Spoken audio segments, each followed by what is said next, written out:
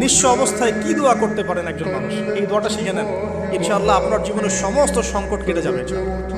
আমি নিজেও এই দোয়াটা বেশি বেশি করার চেষ্টা করি। দোয়াটা হচ্ছে, মুসা আলাইহিস সালাম একটা গাছের নিচে হেলান দিয়ে বসলেন, বসে দেখলেন দুইজন মেয়ে দাঁড়িয়ে আছে দূরে, পানি নিতে পারছে না, লোকজন পানি নিয়ে যাচ্ছে, ওরা দাঁড়িয়ে আছে বেচারি। মুসা আলাইহিস সালাম গিয়ে বললেন, কি সমস্যা আপনাদের? এটা নিয়ে আপনারা আবার মেয়েদের সাথে কথা বলার চেষ্টা করেন, মাহারাম গায়রা মাহারাম মেনে চলে। তারা বললেন যে আমাদের বাবা অনেক বৃদ্ধ মানুষ, আমরা পানি নিতে পারি না যতক্ষণ না আমাদের কম পানি নিয়ে চলে যায়। মুসা আলাইহিস সালাম বললাম না ফিজিক্যালি খুব স্ট্রং ছিলেন, থাকে না বডি বিল্ডার, সামনে গিয়ে কথা বলে সরব পানি নিতে দাও, মানুষ কল্যাণ করে না।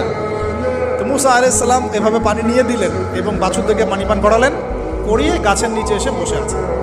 বসে বসে তিনি দোয়া করছেন, এই যে দোয়া করছেন, রব্বি, নেক কাজ করলেন না, মানুষের উপকার করলেন, নেক কাজ করে এসে গাছের নিচে বসে দোয়া করছেন, আল্লাহ এখানে তো আমার খাবার পানি বাসস্থান কিছুই নাই, আমি কি করব?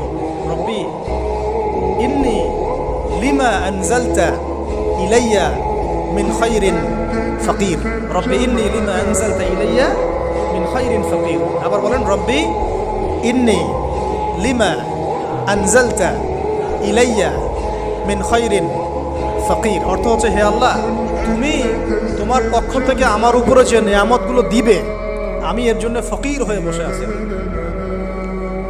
অর্থ বুঝে পড়বেন ভাই, নামাজ রোজা হজ জাকাত যাই করেন আল্লাহর ওয়াস্তে অর্থ বুঝে পড়বেন।